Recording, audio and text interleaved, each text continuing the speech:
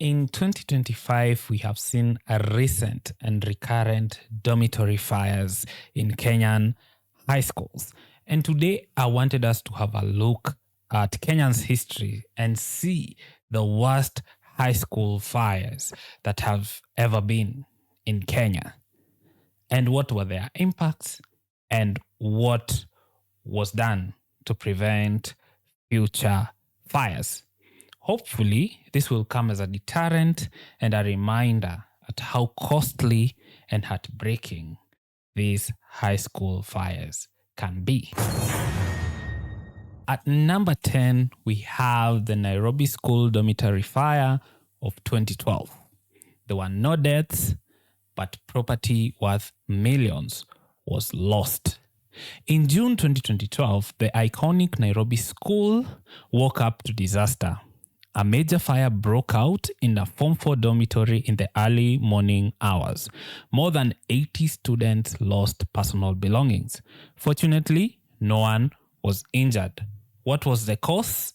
It was determined an electrical fault and an overloaded extension cable was the cause. The outcome leading to temporary relocation of students to tents, and the school installed modern circuit breakers, smoke detectors. Fire safety became mandatory during inspection for schools. At number 9, we have the Sigalame High School fires of 2021 in Busia County. There were no casualties, no deaths, but at least 6 fires in 6 months. In 2021, we saw one of the strongest fire cases in Kenya's academic history. Sigalame Boys High experienced repeated fires, 6 dormitories in just half a year. Each time, student escaped narrowly.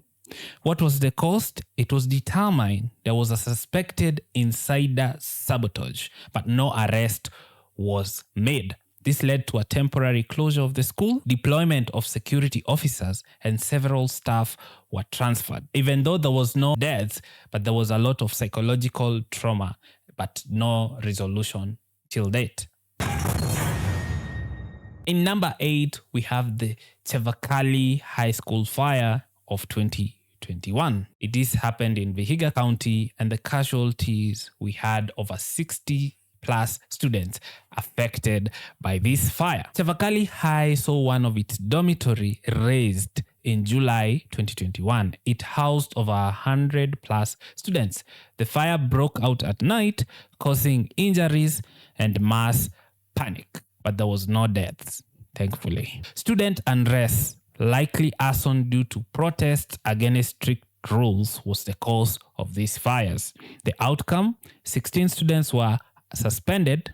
There was a restoration of the dormitory using public donations, and the county government urged schools to have wide counseling. Students expressed frustration with the new rules, but no one imagined that they would use fire as the language.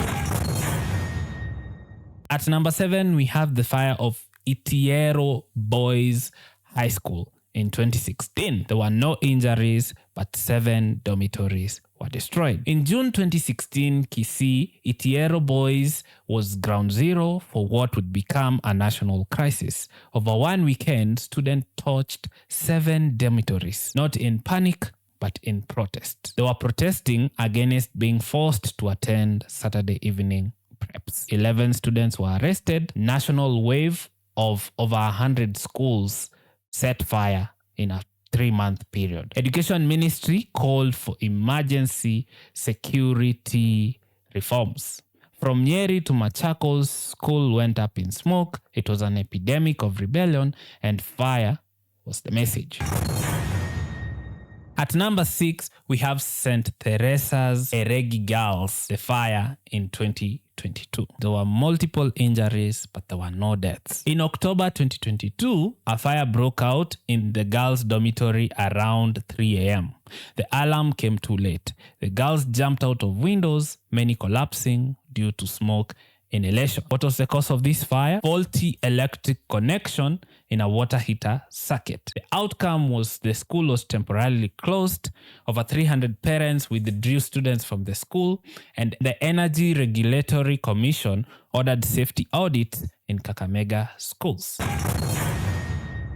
At number 5, we have the Endarasha Boys High School fire. 1 student died and 11 were injured. In 2021, Form 2 student James Wangi died after being trapped inside his burning dormitory. The fire began while students were in prep, spreading rapidly due to flammable mattresses. It was a suspected arson and student unrest linked to poor condition. Police was deployed to the school. Mental health services was brought in. His was the first death in a few waves of fire and a warning ignored. At number 4, we have the Bombolulu Girls Fire of 1998. The casualties were 26 girls dead. In 1998, Bombolulu Girls Secondary was engulfed in flames. At 1 a.m., 26 girls in one dormitory suffocated or were burnt alive. Most were first years. What was the cause? An electrical fault in a dorm with no fire exits. At number 3, we have the Asumbi Girls Fire of 1999. 26 students died. A year later, in 1999, fire struck again, this time in Nyanza.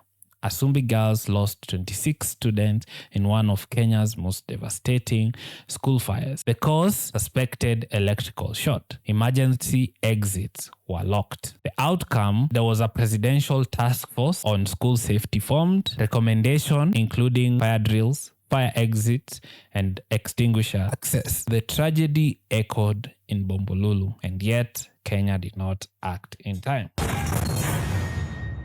At number 2, we have the Moi Girls School Nairobi fire of 2017. 10 girls dead, over 40 injured. In September 2nd, 2017, fire broke out just before 3 a.m. in Cabinet Dome at Moi Girls Nairobi. 10 girls died, trapped between grilled windows. The youngest was only 14. The cause, arson by a 14-year-old girl reportedly battling depression. What was the outcome? The girl was sentenced to 5 years in prison. The school was temporarily closed. National debate on student mental health, and fire drills and window grills removal ordered countrywide.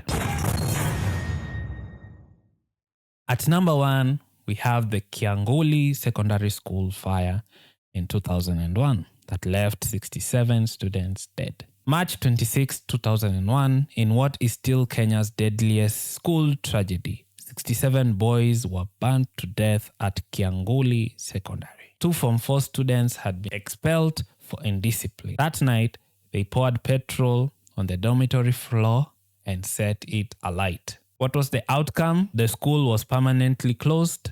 The 2 suspects were arrested. Fire safety regulations drafted, extinguishers, exits, and no locked dorms. These tragedies are more than just headlines.